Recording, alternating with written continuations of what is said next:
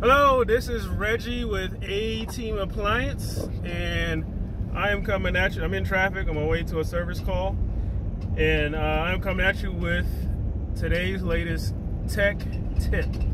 So, this week, I have a lot of customers that had clogged up drain pumps. And most of those drain pumps, it was an article of clothing stuck inside the pump. A lot of times that comes from, like, pet beds that explode and the cotton gets in there. But this week it's all been clothing. And the common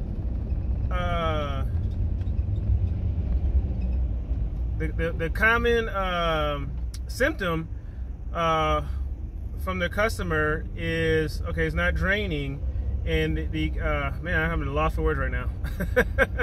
But the common behavior of the customer is they allow the washer to fill up, old school.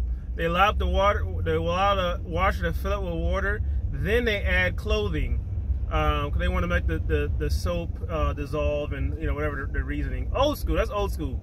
And that is a bad thing to do. Reason why is because there's a level switch in there. And so if you put, number one, the right answer is put your detergent in first. There's a disabled vehicle clothing, ahead. Detergent in first, clothing, and then let it fill with water. So you put your detergent in first because that allows it to, as it fills up, it'll dissolve properly. Also, no, don't do that with bleach. Just with detergent.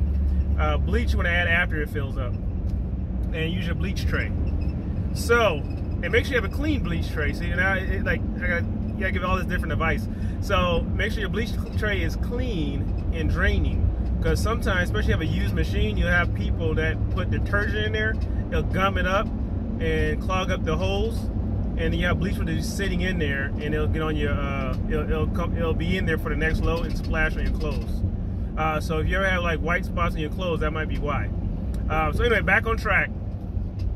So if you have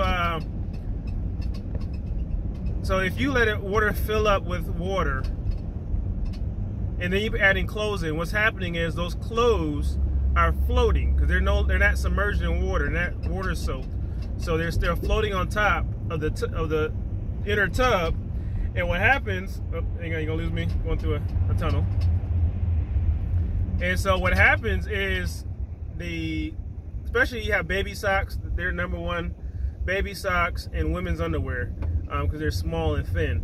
And so that will go into the outer tub because it's floating on top. You'll see in your washer, there's a little gap right there between the tub, on the top of the tub. It goes in that gap and gets to the outer tub, and it goes down into the pump, and then you have a problem. So, tech tip today: detergent, clothes, then run the washer. All right, any questions, feel free to comment. And this is Reggie coming at you again with another tech tip. A-Team Appliance, www.dryertuneup.com for all your used appliance parts, and also have an eBay page if you need appliance parts. Thanks, see you next time.